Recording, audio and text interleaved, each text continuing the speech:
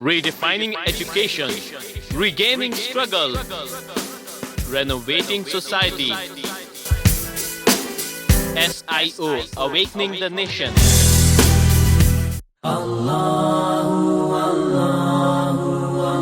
ہم بدلتے ہیں رخ ہواؤں کا، آئے دنیا ہمارے ساتھ چلے۔ نریندر مودی کی سرکار نے مسلمانوں پر یہ احسان ضرور کیا کہ شریعت کے چھتے میں 3 طلاق کے پتھر مار دیے۔ اردو اخبارات گواہ ہیں کہ امت پھر ایک بار بیدار ہو چکی ہے۔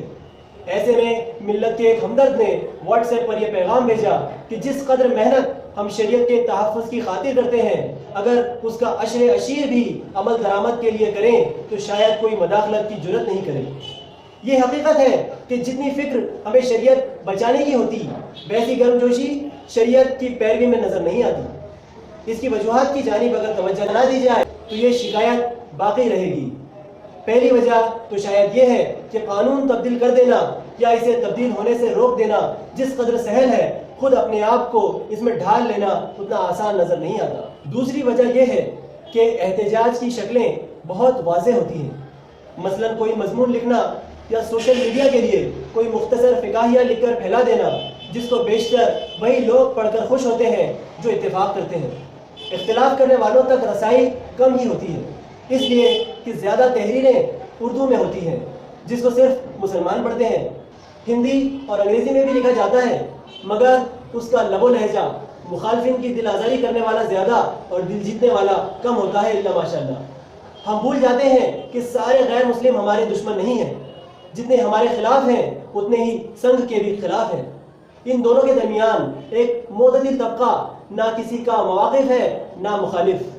سوچنے کی بات یہ ہے کہ ہمارے پیغامات سے یہ معتدل ہمارا حامی بن جاتا ہے یا مخالفت پر آمادہ ہو جاتا ہے، ساتھ ہی دیگر لوگوں پر اس کا کیا اثر ہوتا ہے۔ شریعت پر لگائے جانے والے اوٹ پٹانگ الزامات کے جواب میں ایسے الزامات لگا دینے سے یہی تاثر جاتا ہے کہ خواتین کے حقوق کی پامالی میں دوسرے ہم سے آگے ہیں، لیکن یہ ثابت نہیں ہوتا کہ شریعت اسلامی مبنی پر انصاف ہے۔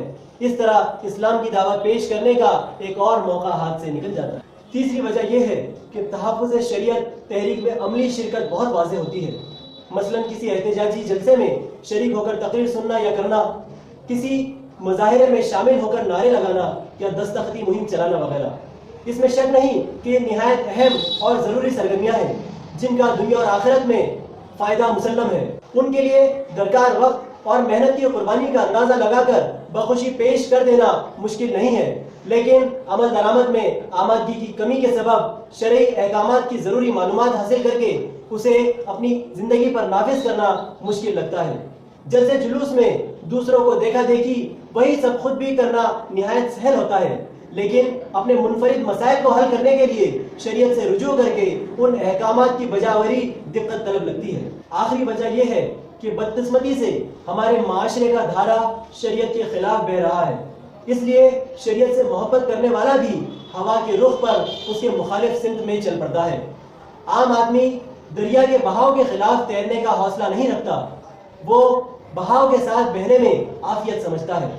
اس وقت ضرورت ہوا کے رخ کو موڑ کر ایسا ماحول بنانے کی ہے جس میں شریعت کی روگردانی مشکل ہو جائے، اور یہ ہدف ناممکن نہیں ہے۔ ہماری نسل گواہ ہے کہ جب نماز کی جانب توجہ کی گئی تو بلا تفریق مسلک مساجد آباد ہو گئی۔ یہی کامیابی حجاب کے محاذ پر بھی دیکھنے کو ملی۔